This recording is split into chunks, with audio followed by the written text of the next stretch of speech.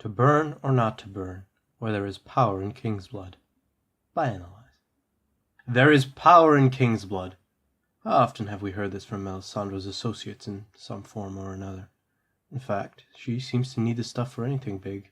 Certainly to indulge her dragon fetish. If there were a Westerosi soda named King's Blood, she'd chug it by the gallon. But she wouldn't go through all that trouble to get Edric Storm or, potentially, Mance's baby if it wasn't special, right? In the words of the illustrious God Emperor Donald Trump, wrong! And here's why. First, a disclaimer. Note that this article is primarily about the A Song of Ice and Fire books and not about the show. Now, I'm going to start by discarding a few points here that we don't have time to get into. I'm going to assume in this article that Mel does in fact have magical powers and that she's not just a huckster, which is a possibility. I'm also going to assume that she's not just bullshitting people when she says she needs king's blood to perform magic. Alright? Got that? Read it? Did you read it too fast? Do you even remember? Maybe you should read it again. Okay? Okay then. So how does this thing work anyway? Do kings just have super special awesome sauce running through their veins? Is there a special seasoning involved? What even qualifies as king's blood? Well, let's take a look at the people we're told have king's blood, shall we? We know Edric Storm's blood certainly qualifies. What with Mel trying to burn him alive and all that, it seems rather clear that she believes he has king's blood. His father, Robert Baratheon, took the crown by force, it's true. But he did also have links to House Targaryen, spreading throughout his family tree. The most recent being his grandmother Rhaella Targaryen, the most prominent being the founder of House Baratheon, Orys Baratheon, who was likely a half-brother to Aegon the Conqueror. We know Melisandre was hella into the idea of burning Mance Rayder alive for his king's blood. This despite the fact that, as Jon points out, Mance does not come from a royal lineage, nor has he ever sat the Iron Throne. Though he also says Mance's blood is no more royal than mine own, so, considering who his father most likely is, this may be a hint that Jon is wrong.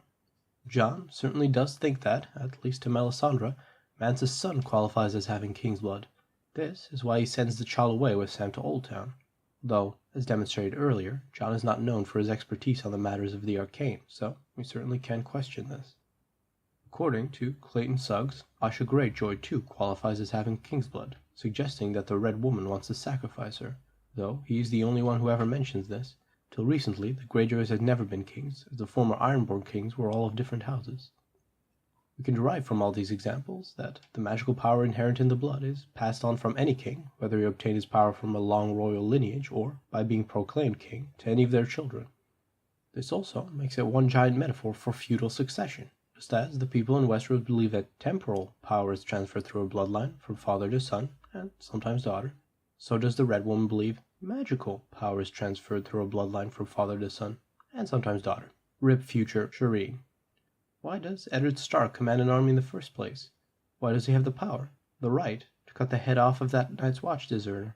Why not Jason Mallister? Why not Great Joe Number? Because Ned Stark is the son of Rickard Stark, who was Warden of the North before him. Why is Joffrey's power weakened, and does it result in a huge war? Well, because he's a nasty little shit for one, but also because he's not recognized as being Robert Baratheon's legitimate offspring. He's not recognized as being part of that bloodline, and so he does not have the given power that comes with it. Well, why then, you might ask, you perceptive little rascal you, does Mance's son potentially have king's blood that can be used in spells?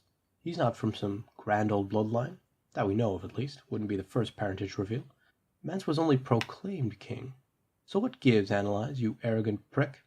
Well, first, let me get some aloe for that burn. Secondly, it does actually make a fair bit of sense, but only if you dig deeper on George's views on power. George's A Song of Ice and Fire books are, first and foremost, an exploration of power. What are the correct uses of power? Is it worth doing the things we do to obtain power? What kind of person should wield power? But perhaps most fundamentally, where does power come from? George's answer to this question, I believe, is summed up most brilliantly by Varys the Eunuch. Power resides where men believe it resides. It's a trick, a shadow on the wall. So power is not something inherent to people. People only have power because other people believe they have power over them, and so act accordingly. In other words, people fight in the armies of Eddard Stark and submit to his large, throbbing justice because they believe he has the power over them, because they believe that him being the son of Rickard Stark means something, that it is a legitimate way for rule to transfer from one person to another, one that everyone accepts. Similarly, I believe, this is the case for magical power. It's not that King's blood has some inherent magical properties. It's that the people, like Melisandre, believe that it has these magical properties.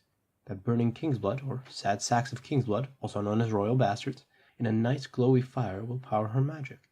So, central to Melisandre's magic is not some real phenomenon or property, it's belief, in spite of reality. And it's not like this would be new to Melisandre, as Melisandre is already keenly aware of this type of power.